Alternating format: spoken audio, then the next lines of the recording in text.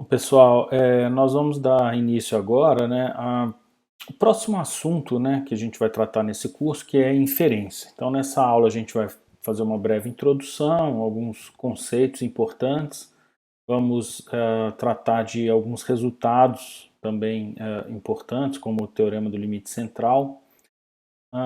E essa aula, então, né, ela vai servir como base para boa parte, né, ou praticamente tudo do que a gente vai ver a partir de agora durante o curso. Bom, a gente viu, né, que quando a gente tem um modelo probabilístico, a gente pode usar esse modelo para fazer previsão, né, sobre a realização da variável aleatória que a gente está estudando. Né? Então, por exemplo, se você conhece, né, o modelo probabilístico, a distribuição de probabilidade da variável aleatória, então você consegue prever, né, ou consegue fazer alguma previsão em termos de probabilidade sobre os resultados futuros. Né? Então, por exemplo, se a gente sabe que a probabilidade de que um cliente de um banco, né, ficar inadimplente é 0,15, né, e se o banco realizar um empréstimo, digamos, para 1.000 clientes no próximo mês, então a gente já sabe, né, que a gente pode esperar que, em média, né, 150 desses 1.000 clientes vão ficar inadimplentes. Então esse é o tipo de previsão que a gente pode fazer, né, para você tentar se resguardar no futuro, né, tentar se planejar. E se a gente não conhecesse essa probabilidade, né, de cada cliente de ficar inadimplente? Né? Se a gente não conhece essa probabilidade, então a gente pode fazer o seguinte: olha, eu poderia olhar para o histórico, né, de empréstimos, né, e tentar estimar essa probabilidade a partir desse histórico, a partir de dados passados, né, que eu já observei.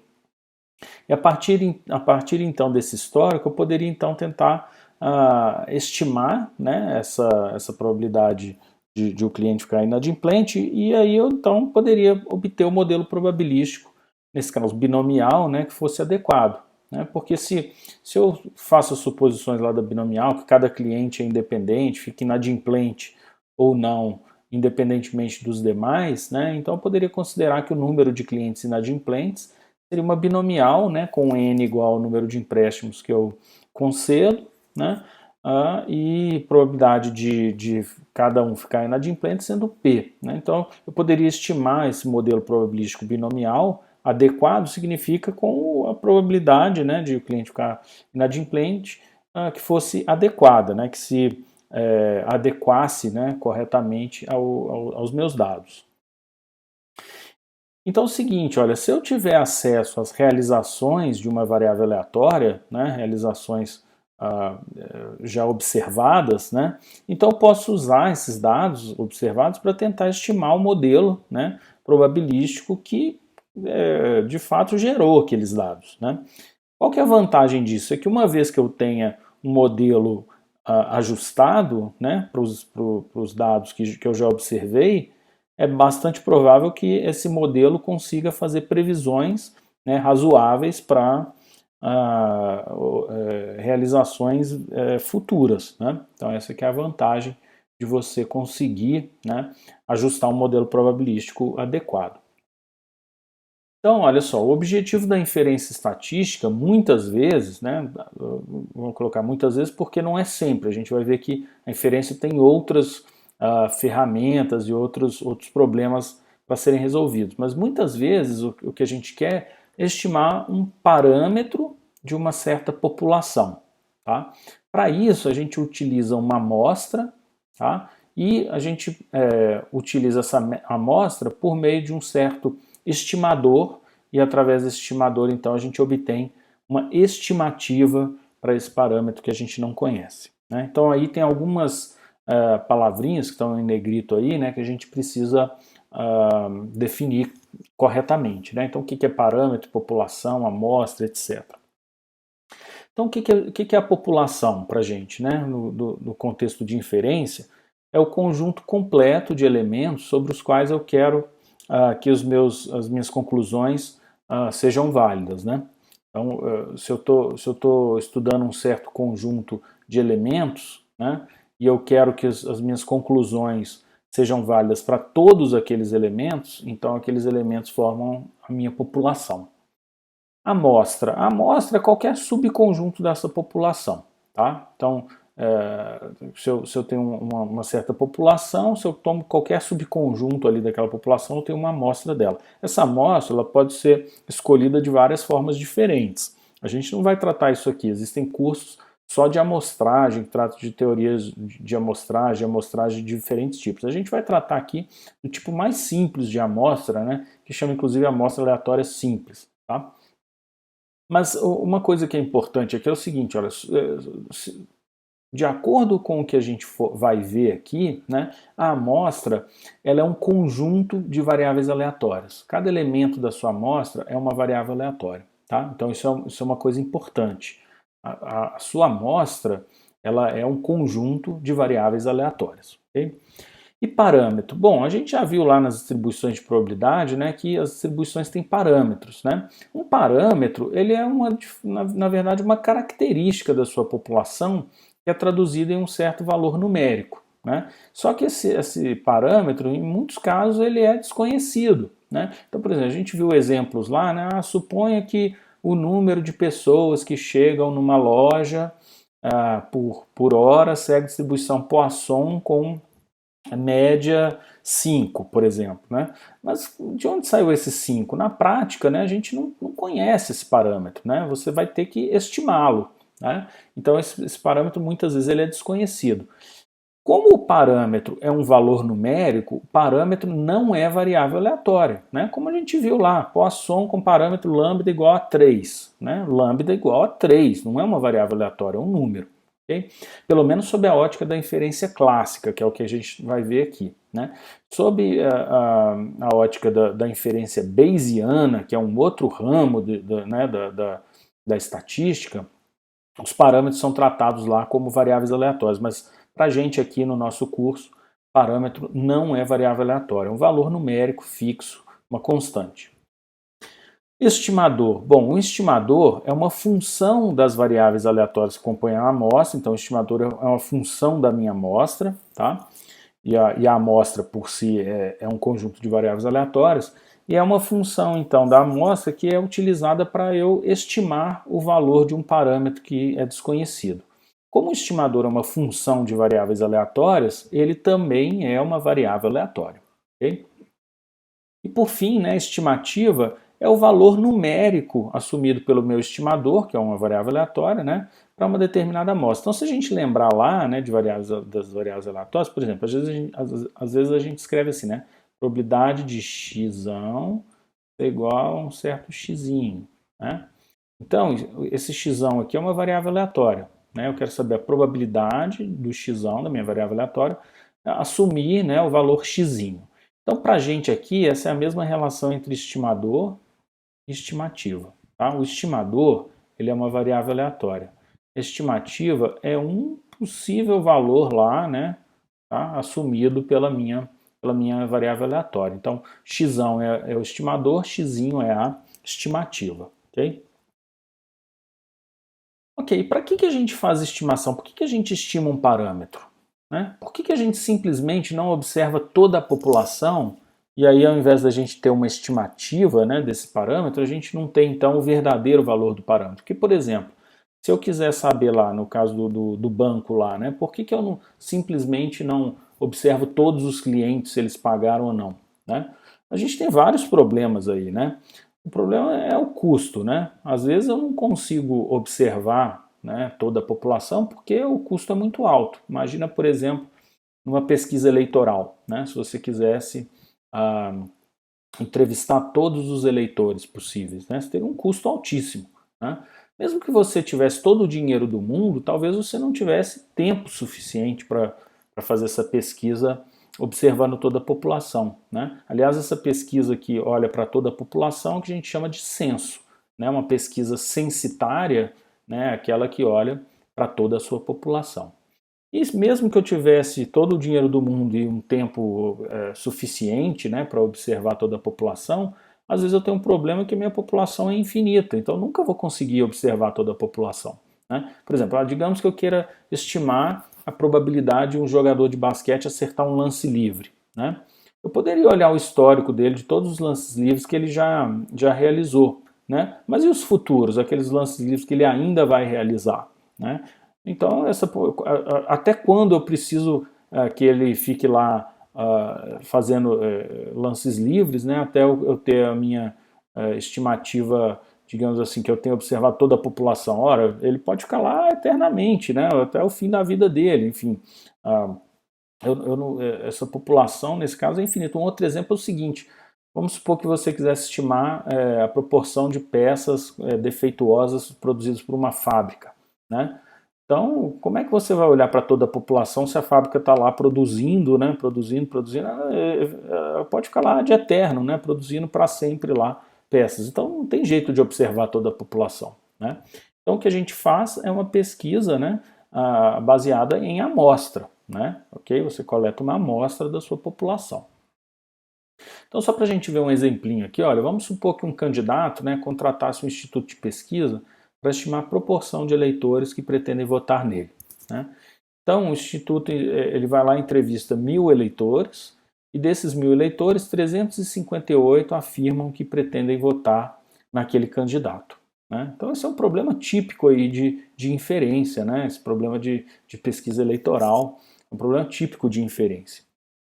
Então, quem é a nossa população nesse exemplo? Bom, a população seriam todos os eleitores, né, aptos a votar nessa eleição, né? Quem é a minha amostra? Para esse exemplo aqui, a minha amostra, né, que eu observei são os 1.000 eleitores que foram entrevistados, né? Quem é o estimador?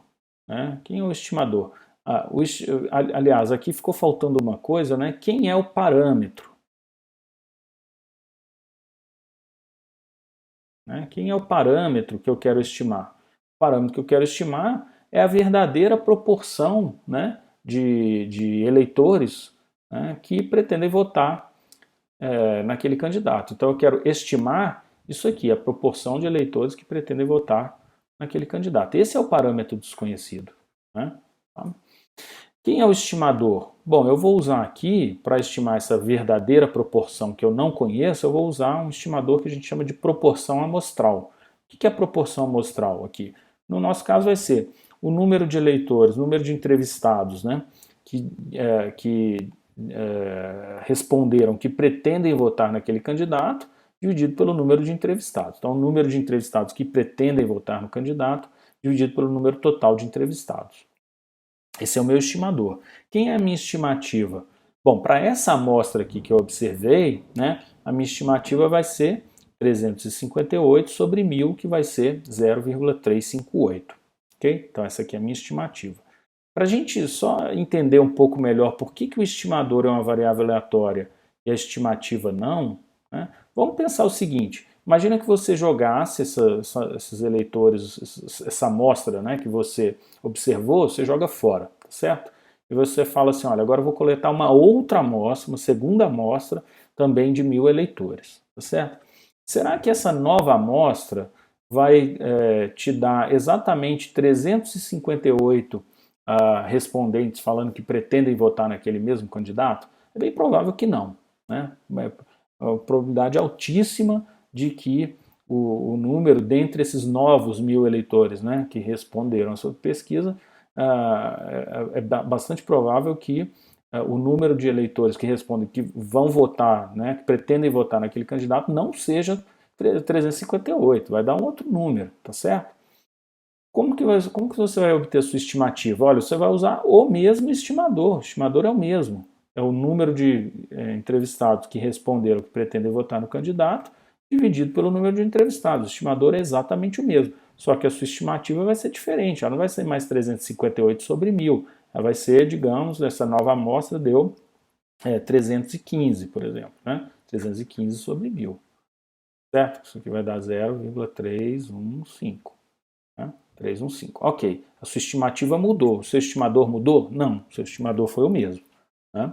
Okay? Então, esse primeiro número aqui é uma observação, uma realização dessa variável aleatória aqui, estimador.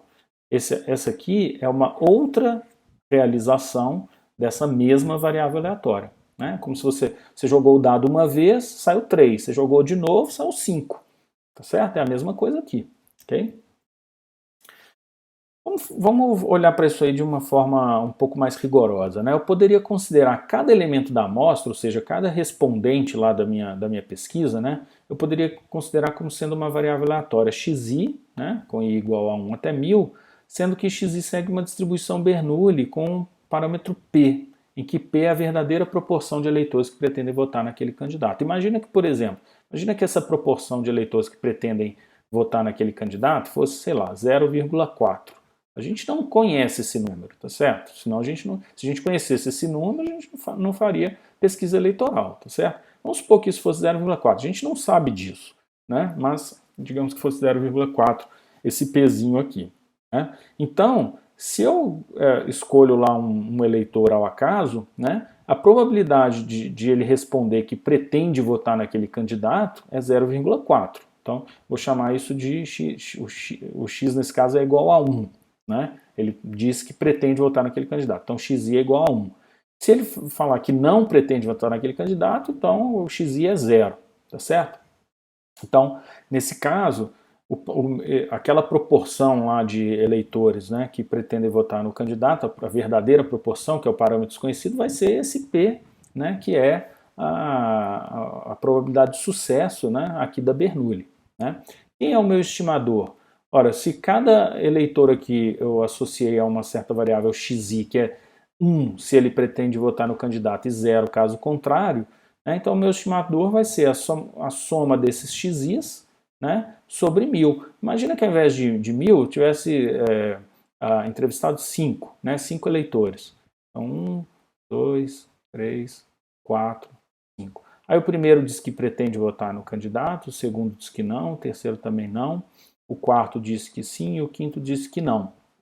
Né? Qual que é a minha estimativa aqui para a proporção de eleitores que pretendem votar naquele candidato? Olha, vai ser a soma desses caras, que vai dar 2 sobre 5, tá certo? 2 quintos.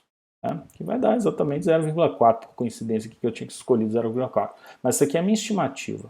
Né? Tá? Então, quem é o meu estimador? É a soma dos xis, né, os elementos da minha amostra, dividido pelo número, né, de entrevistados, no caso 1000. Né? Quem é a minha estimativa? A minha estimativa, então, olha, eu vou substituir cada variável aleatória pelo seu valor observado, que no caso aqui vai ser 0 ou 1. Né? E no nosso exemplo lá, a soma, então, eu vou ter 358 uns e o restante vão ser zeros. Né? Então, a soma vai dar 358 sobre 1000. Né? Então, esse estimador aqui a gente chama de proporção amostral. Né? Enquanto esse pezinho é a proporção verdadeira ou proporção populacional, que a gente chama. Né? Então, coloquei aqui um quadro, né, com um resumo de alguns parâmetros, que geralmente a gente tem interesse em calcular, em estimar. Né? O símbolo que é mais utilizado para esses parâmetros, não precisa ser isso, mas a maioria dos livros, né, dos textos vão usar esses símbolos aqui. O estimador, o estimador mais comum, né, que a gente utiliza, e a fórmula, né, desse estimador. Então, por exemplo, muitas vezes a gente quer estimar uma média. Né? Você tem um conjunto lá de elementos, né, uma população, e você quer calcular, você quer estimar a média dessa população. Né? Então, por exemplo, imagina que eu quisesse estimar a altura média dos alunos da UNB. Né? Então, eu poderia os alunos da UNB, eles têm uma altura média lá, mi, que eu não sei qual é, tá certo? Eu poderia querer estimar essa média. Então, o que eu usaria? A média amostral. Quem é a média amostral? Esse cara aqui, olha, né? 1 sobre n vezes o somatório dos xis, em que xi aqui no caso seriam as alturas, né, dos elementos que eu observei da minha amostra, e n é o tamanho da amostra. A média amostral, né, muitas vezes a gente utiliza esse símbolo aqui, xão barra, né, xão barra. Isso aqui significa que eu estou pegando a média, né, dos xis, certo? E essa é uma notação assim bastante utilizada e eu vou utilizar também, tá? Outra coisa que é muito utilizada é se você utiliza um certo símbolo para o parâmetro, você usar para o estimador o mesmo símbolo com um chapeuzinho, um acento circunflexo aqui em cima. Isso é bastante utilizado também. Tá? Então a gente vai usar um pouco também. Então se eu chamei o meu parâmetro de Mi, eu posso usar para o estimador o Mi chapéu aqui. Tá? Mas no caso da média amostral, é até mais comum a gente utilizar esse X barra. Tá? A proporção populacional, que foi o exemplo lá da pesquisa eleitoral, né? É bastante comum a gente usar a letra P, né? Um Pzinho minúsculo para proporção populacional, e como estimador a gente usa a proporção amostral, né? E a gente viu aqui no nosso exemplo que a proporção amostral de fato também é uma média, é o somatório de xi sobre n, né? Só que é uma média de variáveis que são Bernoulli, tem distribuição Bernoulli, é uma média de zeros e uns. Quando você tem uma média de zeros e uns, você tem uma proporção, né? Então, a média populacional e a proporção populacional são, na verdade, o mesmo estimador, né? O que muda aqui é que aqui essas variáveis aqui têm uma distribuição qualquer, e aqui na proporção amostral é sempre Bernoulli. Tá? Um outro parâmetro que a gente geralmente quer estimar é a variância, né? Geralmente a gente usa sigma ao quadrado para designar a variância, e a variância amostral, então vai ser sigma ao quadrado chapéu, ou também é muito comum usar a letra S, né? No lugar do sigma, o S, então fica S quadrado. Quem é o estimador variância amostral? Se a gente lembrar da variância, o que é a variância? Ela é x menos a esperança de x, né? A definição de variância, né? Isso aqui é o quadrado, e você calcula a média disso, né? A esperança disso aqui. Então, isso aqui é a variância populacional, quando você tem a distribuição de probabilidade da variável aleatória. Se você não tem a distribuição, então você observa uma amostra e quer estimar essa quantidade. Como é que a gente estima isso? É bem parecido, olha, a gente pega cada valor da amostra, né, observado na amostra, subtrai o x barra, que é a média, né, então pega a variável menos a média, e eleva ao quadrado. E depois aqui eu calculo a esperança, ou seja, a média disso. Né? Então aqui eu somo, né, e divido por n menos 1. N menos 1. Se eu fosse calcular a média desses quadrados aqui, eu teria que dividir por n. Né? Aqui na variância amostral a gente divide por n menos 1. Por quê? A gente vai ver a justificativa disso um pouquinho mais para frente. Tá?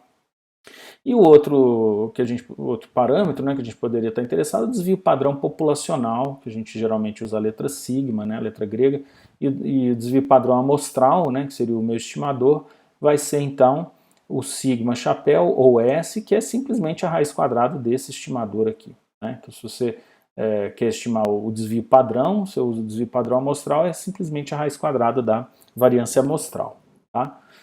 Como que a gente encontra, né, um bom estimador para um outro parâmetro? Esses parâmetros aqui são clássicos, né, muitas vezes a gente quer, mas e se a gente tiver um outro parâmetro que não é média, não é proporção, não é variância, como é que a gente faz? A gente vai ver técnicas depois mais para frente, né, de como encontrar estimadores para parâmetros quaisquer. Tá? Essa fórmula da variância amostral aqui, né, você pode utilizar, mas tem uma outra, a gente pode reescrever ela de outra forma, né, que geralmente facilita as contas. Tá? Então, se a gente pegar esse estimador aqui, desenvolver esse quadrado aqui em cima, fica xi ao quadrado, 2xi vezes x barra, mais x barra ao quadrado. Né? Então, vou separar essa soma nesses três termos aqui. Então, primeiro vai ficar o somatório de xi ao quadrado, menos 2 vezes o x barra vezes o somatório de xi. Notem que o 2 e o x barra não dependem do i. Aqui eu omiti, né, o i aqui no índice do somatório para não ficar carregado demais, né, não ficar muito poluído. Mas tem um izinho aqui, né, eu estou somando em i. Como o 2 e o x barra não dependem de i, eu posso colocar fora do somatório. Então fica 2x barra somatório de xi. E o x barra ao quadrado também não depende de i. Se eu somar esse cara aqui n vezes, né, que i igual a 1 até n, somar esse x barra ao quadrado n vezes, vai dar n vezes o x barra ao quadrado. Né? Ok, o que eu fiz daqui para cá? Né? Então, desse ponto para esse aqui, eu fiz o seguinte, olha, nesse termo do meio aqui, né, eu tenho x barra e tenho o somatório de xi. Esse somatório de xi, se eu dividir por n, ele vira o x barra, que é a média. Né? Então eu fiz isso, dividi por n e multipliquei por n. Então quando eu multiplico por n aparece esse nzinho aqui, e quando eu divido por n, aqui olha, né, x barra, somatório de xi sobre n, isso aqui vira um x barra. Né? Então fica x barra vezes x barra ao quadrado. Então dividi por n e multipliquei por n. Certo? Ou seja, multipliquei por 1, não fiz nada. Né? Então fica 2n x barra ao quadrado, mais nx barra ao quadrado. Então, menos 2nx barra ao quadrado mais nx barra ao quadrado vai dar menos nx barra ao quadrado. Então, essa forma aqui geralmente é mais fácil de calcular. Né? Porque se a gente olhar lá para a fórmula original, eu tenho que primeiro calcular a média e depois eu pego cada elemento da minha amostra, subtraio a média e depois elevo ao quadrado. Aqui eu faço o seguinte, olha, eu elevo ao quadrado direto cada elemento da minha amostra sem precisar subtrair a média, né? E depois eu simplesmente subtraio aqui em n vezes a média ao quadrado, né? Divido por n menos 1. Então isso aqui geralmente é mais prático, tá? Vamos ver um exemplinho aqui, olha, eu tenho uma amostra de 10 peças de uma fábrica, né? E eu tenho os comprimentos dessas peças em milímetros. Então esses comprimentos são 9,2, 9,5, até 10,7 milímetros. Eu quero obter a estimativa para o comprimento médio, né, o verdadeiro comprimento médio, né? Notem, para eu saber o verdadeiro comprimento médio das peças que são produzidas por essa fábrica, eu teria que olhar todas as peças. Mas eu não vou olhar para todas, eu vou olhar só para minha amostra. Então eu não tenho o verdadeiro comprimento médio, eu vou ter uma estimativa, né? Então eu quero uma estimativa para o comprimento médio verdadeiro, para a variância, né, desse comprimento. Eu quero uma estimativa também para a proporção de peças defeituosas. Eu vou considerar aqui peças defeituosas aquelas que estão fora do intervalo de 9,5 a 10,5. Okay? Então, para a primeira, né, que é estimar o comprimento médio, eu vou fazer o seguinte, olha, para cada peça observada, né, eu vou associar uma variável xi, que é o comprimento da iésima peça, e igual a 1 até 10, né, que é o tamanho da minha amostra. Então, eu vou estimar a média, a verdadeira média, que eu não conheço, usando uma média amostral, né, que é simplesmente a soma dos xis sobre o tamanho da amostra, que nesse caso é 10. Então vai ser 9,2 mais 9,5 mais 9,6, etc., até 10,7. Então, se você fizer essa soma e dividir por 10, vai dar 10,04. Essa aqui é a verdadeira média? Não, essa aqui é a minha estimativa, que é baseada na minha amostra. Se eu jogar essa amostra fora, né, e tomar uma outra amostra de tamanho 10, a minha estimativa vai mudar, né, ela vai ser diferente, certo? Ok, para a letra B ele quer a variância, né, estimar a variância. Então eu vou usar a variância amostral. Então, olha, eu pego cada valor da variável menos a média amostral, que a gente acabou de calcular, 10,04, e elevo ao quadrado, né? Cada valor menos a média amostral elevado ao quadrado, somo esses termos e divido por n menos 1. Nesse caso vai dar 9. Isso dá 0,2716. Ou posso usar aquela fórmula alternativa. Pego cada elemento da minha amostra e já elevo ao quadrado direto, sem subtrair a média, né? E faço menos n vezes, n nesse caso é 10, n vezes a média ao quadrado, a média amostral ao quadrado, divido por n menos 1. Vai dar a mesma coisa, tá? Só que essa segunda forma aqui geralmente é mais simples, né, de você calcular. E agora eu quero estimar a proporção de peças defeituosas, ou seja, peças que não estão no intervalo de 9,5 a 10,5. Então agora eu vou considerar uma variável y, o conjunto de variáveis aqui yi, né, yi vai ser 0 se a iésima peça não é defeituosa. E ela vai ser igual a 1, né, tá certo? Se ela é defeituosa, ou seja, se ela tiver no intervalo de 9,5 a 10,5, ela não é defeituosa, então yi é 0, né? E se ela estiver fora desse intervalo, yi é igual a 1, né? E aí eu considero que ela é defeituosa. Tá? Então, para cada uma das 10, eu vou calcular esse yi. Né? Então, por exemplo, o 9,2, né, ele está fora do intervalo de 9,5 a 10,5, então y1 vai ser 1. O 9,5 já está dentro desse intervalo aqui que está fechado, né? Tá? Então, o y2 vai ser 0. Como eles aqui já estão ordenados, né? Eu sei que eles vão ser todos zeros, exceto aqui o último que é 10,7, né, que está fora do intervalo, então aqui vai ser 1. Então, a minha estimativa para a proporção de peças defeituosas vai ser 2 sobre 10, ou 0,2. Né? Essa é a minha estimativa baseada nessa amostra. Ok. Como o meu estimador é uma variável aleatória, né, muitas vezes a gente quer estudar, né, o comportamento desse estimador. Né? Já que o estimador é uma variável aleatória, por que não estimar, né, o comportamento probabilístico, né, a distribuição de probabilidade desse estimador? Então é isso que a gente faz muitas vezes. Tá? Então a gente vai estudar a distribuição de probabilidade de alguns estimadores, né, sob condições bem específicas. É um estudo mais simples possível aqui em termos de inferência, tá? Mas, apesar de serem situações específicas e simplificadas, são úteis em uma grande classe de problemas, tá?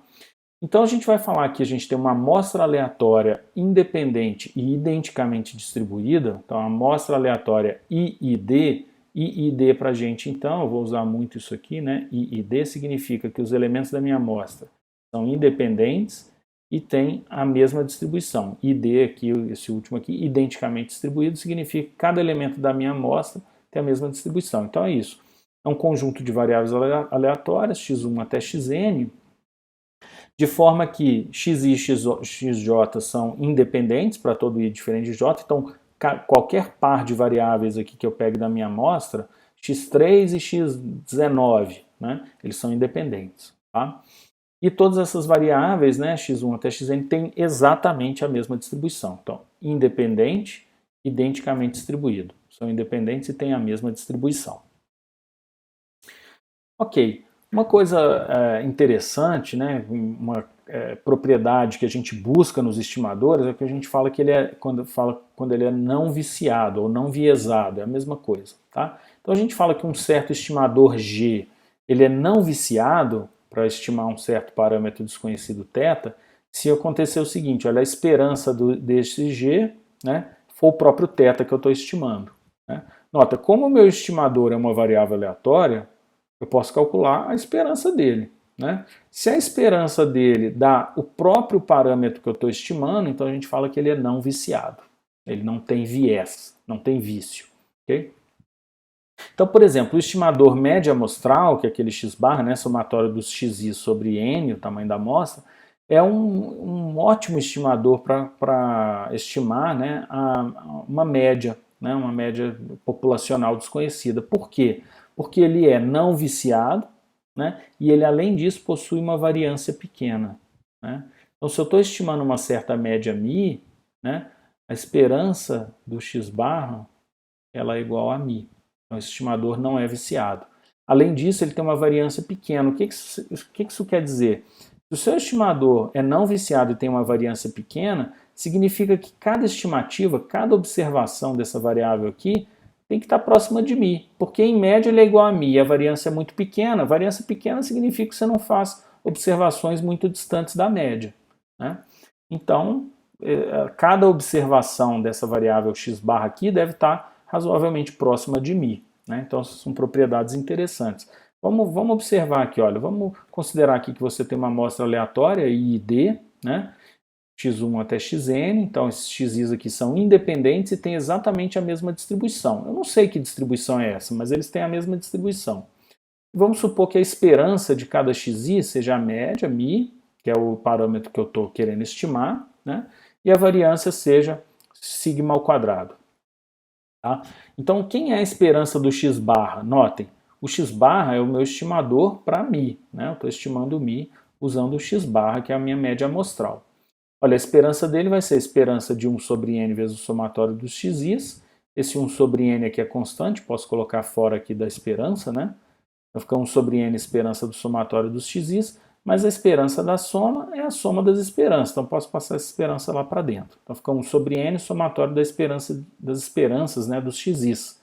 Só que todos os xis, como eles têm a mesma distribuição, identicamente distribuídos, todos eles têm a mesma média μ. Então a esperança de cada xi aqui é μ. Né? Então se eu fizer essa soma μ mais μ mais μ mais μ n vezes, vai dar n vezes μ. N vezes μ sobre n vai dar μ.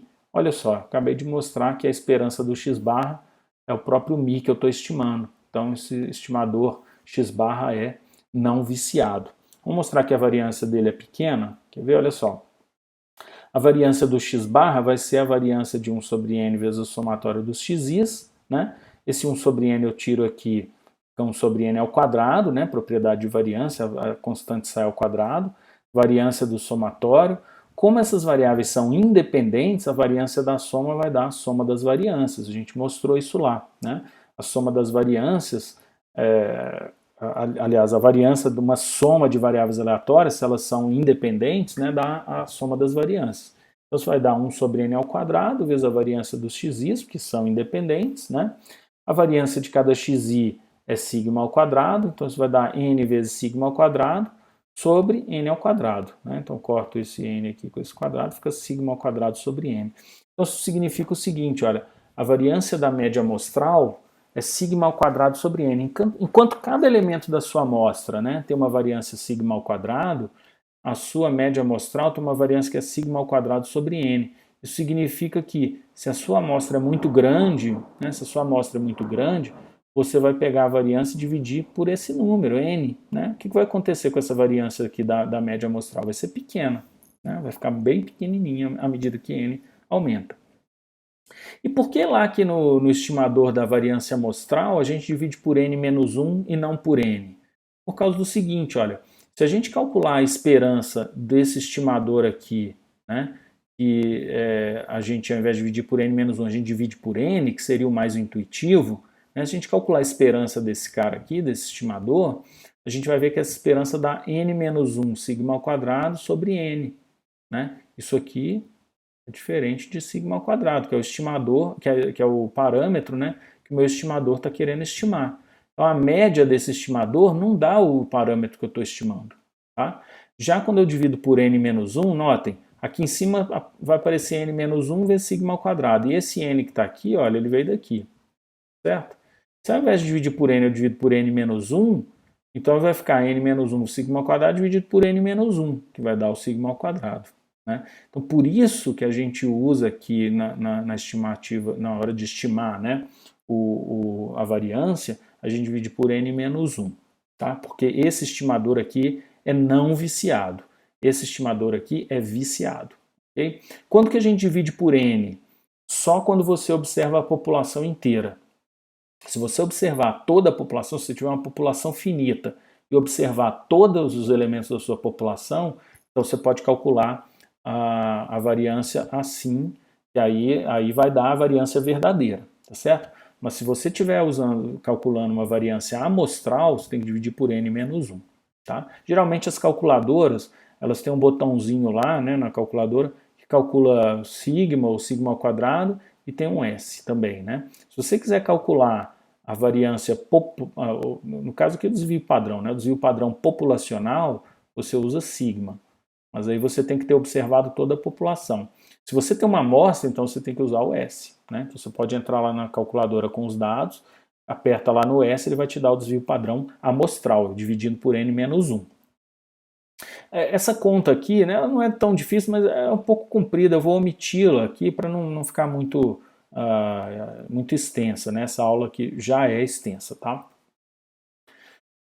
Olha, agora um resultado muito importante, né? Vamos supor que você tem uma amostra aleatória, né, x1 até xn, I e D, então independente e identicamente distribuída, de forma que cada elemento da sua amostra segue distribuição normal, com uma certa média μ e uma variância sigma ao quadrado.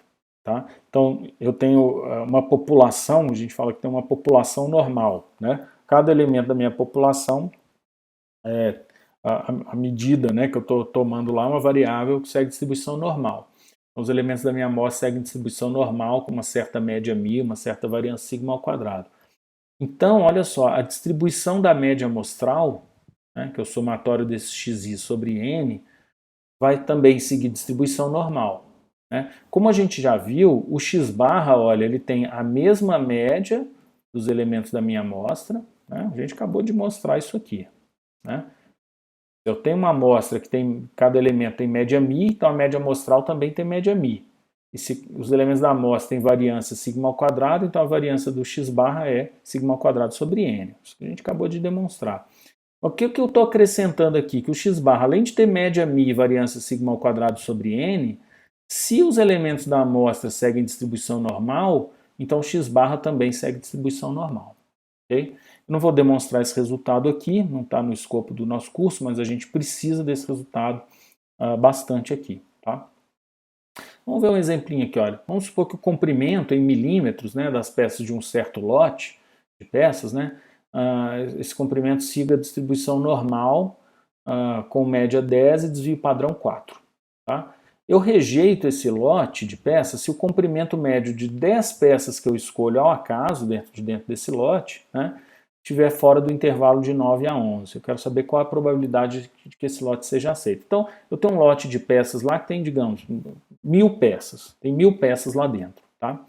Eu seleciono ao acaso 10 dessas peças, né? O tamanho da minha amostra aqui é 10. Seleciono ao acaso, então, 10 dessas peças e observo a média, né? O comprimento médio dessa amostra. Então, o comprimento médio amostral, a média amostral dessas obtida, né, através dessas 10 peças que eu escolhi ao acaso. Se esse comprimento médio estiver fora desse intervalo de 9 a 11, eu rejeito esse lote. Quero saber qual é a probabilidade que o lote seja aceito. Tá? Então vou chamar aqui de xi o comprimento da iésima peça, né, com i de 1 até 10, são os elementos da minha amostra, e eu sei que cada xi aqui, olha, segue distribuição normal com média 10 e variância 16. Por quê? Porque o exercício disse, né? Comprimento segue distribuição normal com média 10, desvio padrão 4, então a variância é 16. Né? Eu quero saber agora qual é a probabilidade da média amostral, x barra, a média de cada um dos x, da média dos xis, né? Tá no intervalo de 9 até 11. Né? Se isso aqui acontecer, então o meu lote é aceito. Né? Notem, pessoal, é diferente eu perguntar qual é a probabilidade de uma única peça, um xi aqui, tá entre 9 e 11. Né? Isso aqui é uma coisa, a probabilidade de uma única peça, né? O comprimento dela está entre 9 e 11. Outra coisa é eu perguntar qual a probabilidade da média de 10 peças está entre 9 e 11. É isso que a gente está querendo. Então, se cada xi, cada elemento da minha amostra tem distribuição normal com média 10 e variância 16, então a média amostral vai ter distribuição normal com média 10 e variância 16 dividido pelo número, né, pelo número de elementos da minha amostra. Né? Vou voltar aqui. Né? Se xi tem variância sigma ao quadrado, então x barra tem variância sigma ao quadrado dividido por n, em que n aqui, olha, é o tamanho da minha amostra. Okay? Então, se cada elemento aqui tem variância 16, a média amostral tem variância 16 sobre 10, que dá 1,6. Então, a probabilidade desse x barra aqui estar entre 9 e 11, olha, eu vou padronizar o x barra. Como que eu padronizo? Subtraio do x barra a sua média, que é 10, e divido pelo seu desvio padrão. Né? O desvio padrão dessa variável x barra é raiz quadrada de 1,6. Né? Então isso vai ficar padronizando, né? Esse cara aqui vai virar uma variável normal 0,1 e tem que fazer a mesma coisa aqui com os outros valores, né? Que estão aqui nessa equação. Então vai ficar 9 menos 10 sobre raiz quadrada de 1,6 e aqui 11 menos 10 sobre raiz quadrada de 1,6. Então isso vai resultar em probabilidade de uma normal padrão ocorrer entre menos 0,79 e 0,79. Né? Então, tem lá uma normal padrão, média 0, né? Eu tenho menos 0,79 e aqui 0,79. Quero saber a probabilidade de ocorrer aqui dentro. Né? Então, isso vai ser a probabilidade de ser menor do que 0,79, né? Menos a probabilidade de ser menor do que menos 0,79. Menos a probabilidade de Z ser menor do que menos 0,79. Lá na tabela tem esse cara, mas não tem esse. Né? Então vou escrever esse cara aqui de uma forma que eu tenha lá na minha tabelinha. Né? Qual é a probabilidade de ser menor do que menos 0,79? É igual a probabilidade de ser maior do que o 0,79. Mas a probabilidade de ser maior do que 0,79 é 1 menos a probabilidade de ser menor do que 0,79. Né? Então dá isso. A probabilidade de Z ser menor do que 0,79 menos 1 menos a probabilidade de Z ser menor do que 0,79. Então, olhando essa probabilidade aqui lá na tabela, né, vocês vão ver que vai dar isso aqui. Esse número também aparece aqui de novo. Isso aí vai dar 0,5705. Né, a probabilidade desse lote ser aceito. Ok, essa proposição, então, ela diz o seguinte, olha, se a sua população segue distribuição normal, então a média amostral também segue distribuição normal. Okay? Agora o teorema mais importante que a gente vai ver nesse curso aqui, o teorema do limite central. Né? E o que acontece se a população não tem distribuição normal? Os elementos da sua amostra não têm distribuição normal. Ora, o mais incrível vai acontecer agora. Vamos ver aqui, olha. você tem uma amostra x1 até xn, né, uma amostra aleatória IID, independente e identicamente distribuída. Então os elementos dessa amostra são independentes e têm exatamente a mesma distribuição, mas eu não sei qual é essa distribuição. Né? Ao contrário daquela proposição que lá falava que cada elemento xi segue distribuição normal, eu não sei, não estou falando nada sobre a distribuição desses xis. Né? Só estou falando que eles têm a mesma distribuição. Tá? Então vamos supor que a média de cada um deles seja μ e a variância seja sigma ao quadrado. Tá? Média μ e variância sigma ao quadrado. Ok? Não estou dizendo qual é a distribuição, não me importa qual é a distribuição. Tá? Então, o que esse teorema diz é o seguinte, se eu pegar agora esse x barra, né, subtrair, notem, se cada elemento da amostra xi tem média μ e variância sigma ao quadrado, né, então o x barra tem média μ também e variância sigma ao quadrado sobre n. Né? Então agora eu vou padronizar esse x barra. Olha, eu vou pegar o x barra, subtrair dele a sua própria média e dividir pelo seu desvio padrão, né? Desvio padrão do x barra. Mas quem é a média do x barra? É o próprio μ, certo? E quem que é o seu desvio padrão? Olha, se a variância de cada x é sigma ao quadrado, a variância do x barra é sigma ao quadrado sobre n. Então o desvio padrão do x barra vai ser sigma sobre raiz de n. Sigma sobre raiz de n. Então eu peguei o x barra, subtrair a sua média e dividir pelo seu desvio padrão. Quando o n vai para infinito, isso aqui converge para uma normal 0,1, tá? Independentemente de qual é a distribuição das suas variáveis aqui da sua população. Pode ser Poisson, binomial, exponencial, qualquer uma. Tá? Você pode inventar aí uma distribuição da sua cabeça, tá? Que se você pegar a média amostral, né, e padronizá-la aqui, tá? Quando o n cresce, isso converge para uma normal 0,1. Né? Então esse é um resultado muito interessante. Né? E daí uma das principais razões, né, de por que a distribuição normal é tão importante. Né? Então o teorema do limite central, ele garante que para amostras grandes, né, porque isso aqui vai convergir para normal quando ele chegar a infinito, quando ele tender a infinito. Você nunca vai ter uma amostra de tamanho infinito, mas você pode ter uma amostra grande.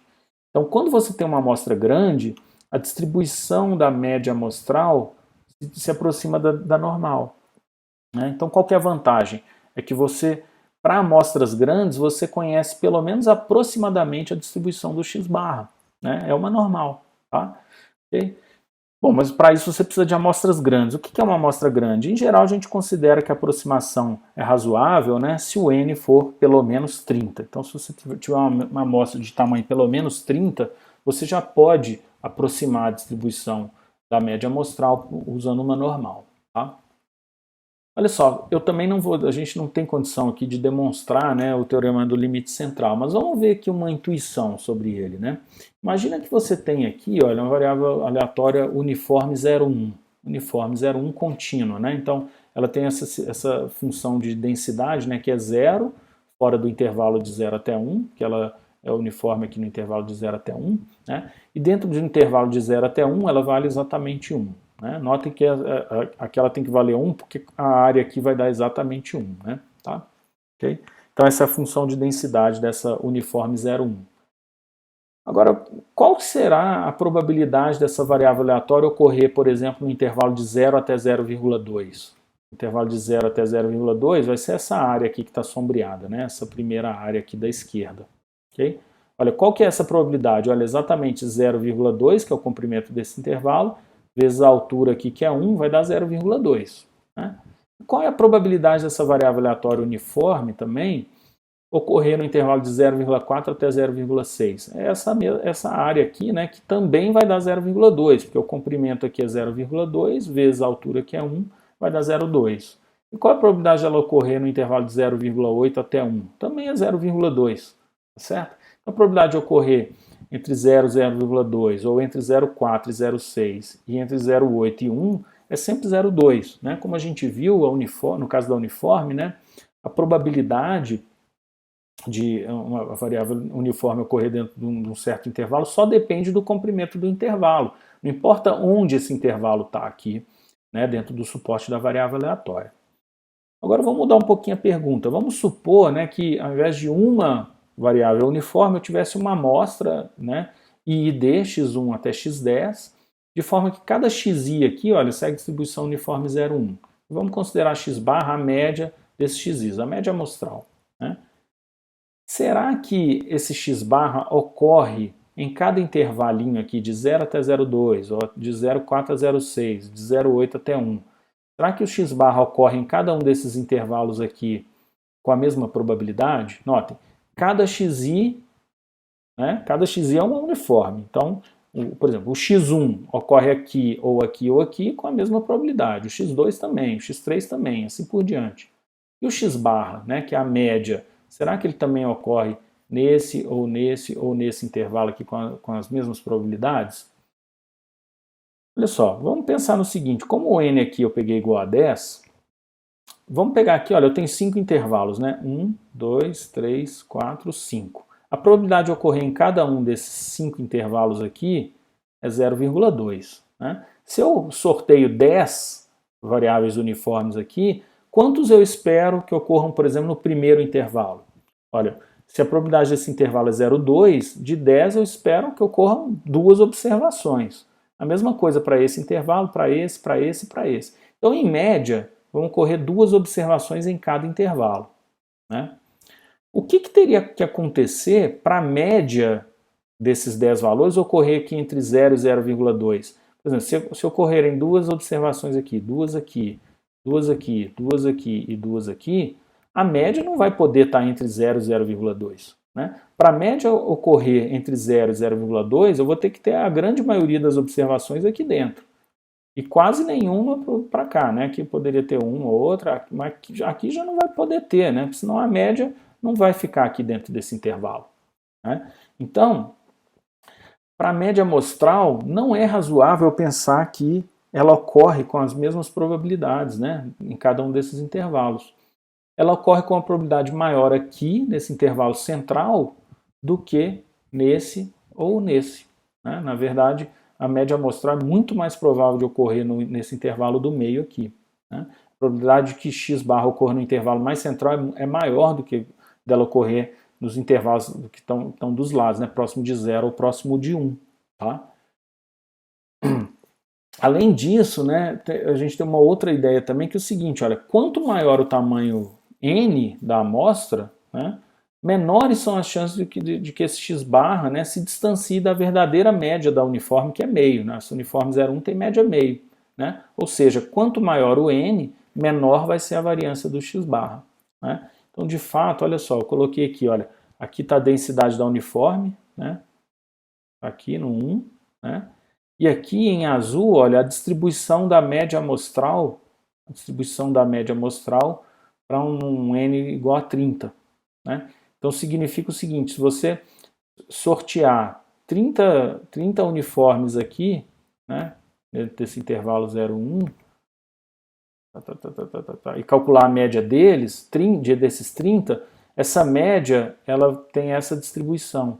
Ou seja, ela é bastante provável que ocorra, por exemplo, aqui, né, dentro desse intervalo aqui. Vai ter essa probabilidade grande. Uma probabilidade pequena de ocorrer por aqui assim. Né? A chance de ocorrer, de você sortear 30 uniformes 01 e a média dessas 30 cair por aqui ou por aqui, nota que vai ser praticamente zero. Né?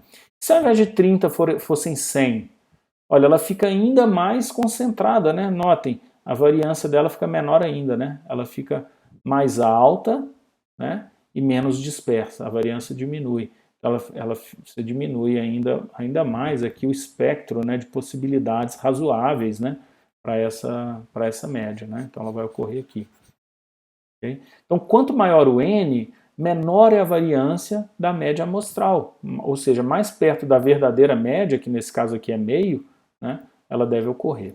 Tá? Então é isso aí que está dizendo, intuitivamente, né, isso aí que está acontecendo lá no teorema do limite central. Okay? Agora vamos supor o seguinte, olha, vamos supor que as maçãs de uma certa banca de feira, né, elas pesem em média 100 gramas com desvio padrão de 10 gramas. Tá? Então o freguês chega lá e compra um caixote com 30 maçãs. Eu quero saber qual é a probabilidade de que o peso total dessas maçãs, né, seja maior do que 3,1 quilos, né? 3,1 quilos. Então vamos ver aqui, olha.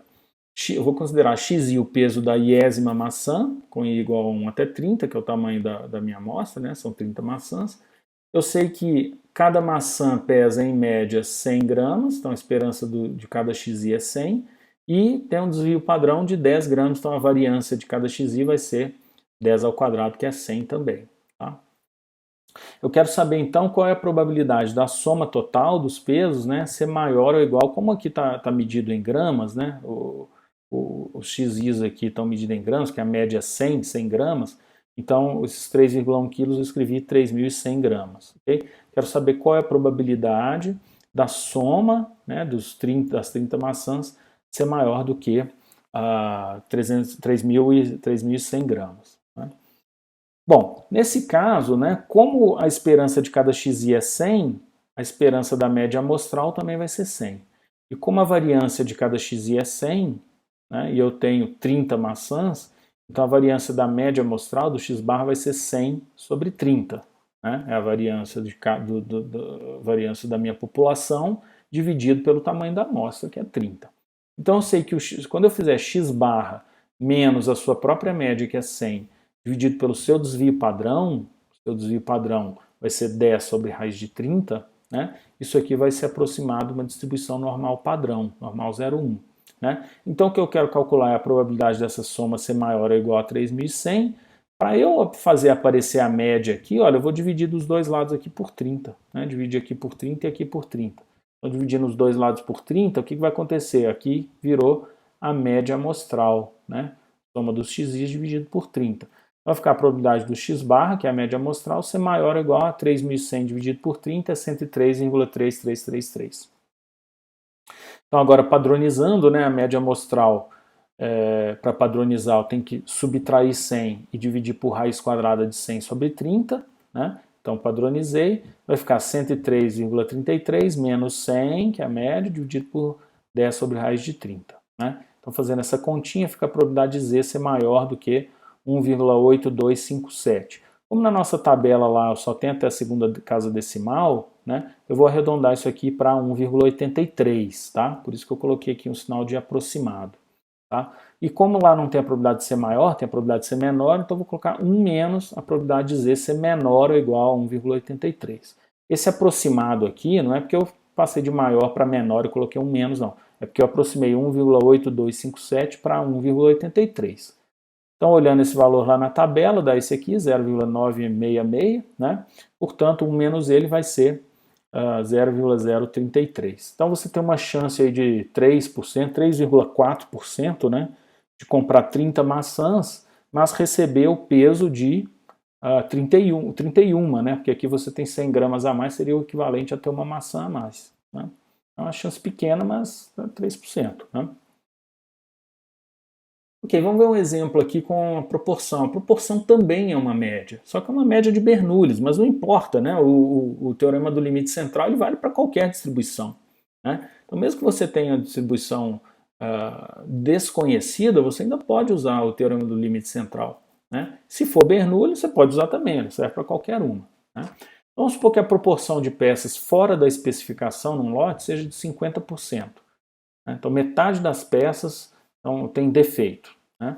Então você tomou uma amostra de tamanho 30, tá? 30 peças, e eu quero calcular então a probabilidade dessa amostra fornecer no máximo 60% de peças defeituosas. Notem, na verdade 50% das peças são defeituosas, mas se eu pegar uma amostra de 30, poderiam dar,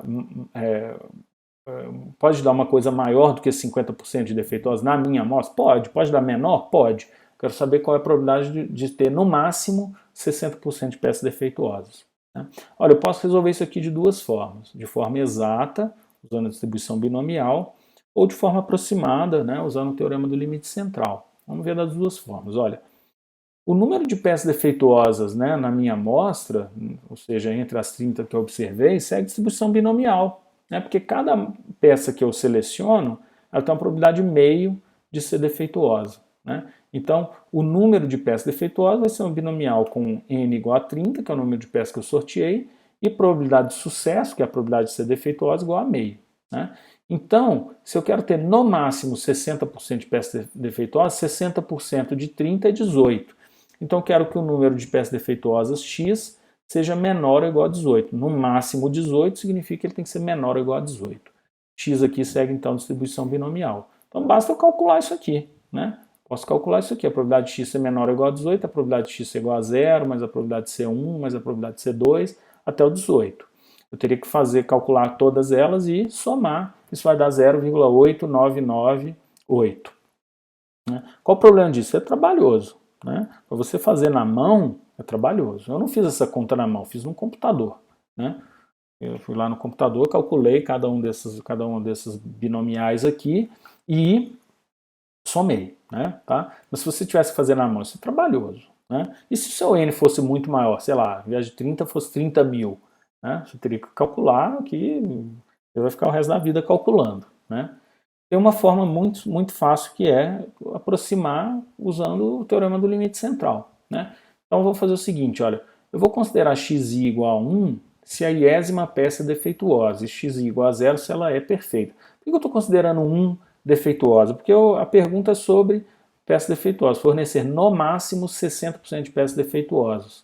Né? Então por isso que eu vou considerar x igual a 1 se ela for defeituosa e 0 caso contrário. Então, cada xi aqui segue a distribuição Bernoulli com parâmetro meio, que é a probabilidade de sucesso, a probabilidade de ela ser igual a 1. A probabilidade de ela ser igual a 1, que é a probabilidade de ser defeituosa, é meio. Né?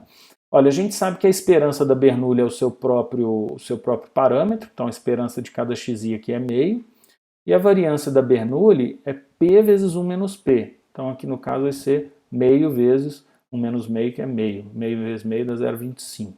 Né? A variância dessas Bernoullis é 0,25. Bom, a proporção amostral vai ser 1 sobre 30 vezes o somatório dos xis, né, dos 30 xis, né? E essa proporção amostral, né, ela é uma média, né, uma média de Bernoullis, tá certo? Então esse P-chapéu aqui é uma média. Então quem é a esperança do P-chapéu? Né? É a mesma esperança de cada xi, meio. Né? Quem é a variância do P-chapéu? É a variância de cada xi, que é 0,25, dividido pelo tamanho da amostra, né, que era quanto? 30, né? 30. Então, enquanto cada elemento da minha amostra tem média meio e variância 0,25, a média amostral, que é a proporção amostral aqui P-chapéu, tem média meio também, só que a variância 0,25 dividido pelo tamanho da amostra, que é 30. Então, eu posso agora aproximar a distribuição do P-chapéu para uma normal. E como que eu padronizo para chegar na normal padrão? Vou subtrair dele a sua própria média, meio, né, e dividir pelo seu desvio padrão. Se a variância é 0,25 sobre 30, então o desvio padrão vai ser a raiz quadrada disso. Vai dar 0,5 sobre a raiz de 30. Isso aqui vai ser aproximadamente normal 0,1. Né? Então, eu posso fazer a probabilidade do P-chapéu, que é a proporção amostral, ser menor ou igual a 0,6. Por que 0,6? Porque ele quer que a proporção seja de no máximo 60%. Né? 60% em termos de proporção é 0,6. Né? Tá? Ok, então agora padronizando, aqui vai virar uma normal padrão, ficar 0,6 menos 0,5 sobre 0,5, aqui é dividido, né? Faltou o sinal dividido aqui, por raiz de 30, tá? Ok, então isso vai dar aproximadamente, esse número aqui vai dar aproximadamente 1,10, né? Então aproximadamente a probabilidade de uma normal padrão ser menor ou igual a 1,10, olhando na tabela isso dá 0,864, né? 0,864. O valor exato, né, era 899, né, 8998. A aproximação não ficou assim tão boa, né, 8,6. Mas por quê? Porque a gente pode usar aquela correção de continuidade, né, que a gente já viu. Aqui eu estou considerando a probabilidade de x ser menor ou igual a 18. Né? Quando eu aproximo aqui eu faço o P-chapéu, né, eu estou usando uma normal, então agora a distribuição é contínua, né, não é mais discreta igual no caso da binomial. Né? Então ao invés de fazer menor do que 18, eu vou fazer menor do que 18,5, que é o que a gente fazia lá naquela correção de continuidade. Né? Então aqui quando eu transformo na proporção, aqui era 18 sobre 30. né, que dá 0,6. Por isso que eu usei 0,6 aqui. Agora o 18,5, se eu quiser usar a correção de continuidade, eu vou usar 18,5. Então eu vou fazer 18,5 sobre 30. Né? Vai dar, não 0,6, vai dar esse número aqui, 0,6167. 0,6167. Né? Então, usando essa correção de continuidade, olha, fica a probabilidade da proporção amostral, né, ser menor ou igual a 0,6167. Agora, padronizando, olha, ao invés de aqui dar 1,10, vai dar 1,28. Né? Se a gente consulta isso lá na tabela, isso dá 0,89973, quando o valor exato era 0,8998, né? Eu acho, é isso? Isso, 8998. Né? Então vê que agora ficou bastante próximo. Né? Então como a correção de continuidade faz diferença, né, na hora de você aproximar uma distribuição discreta, né, usando uma distribuição contínua. Okay?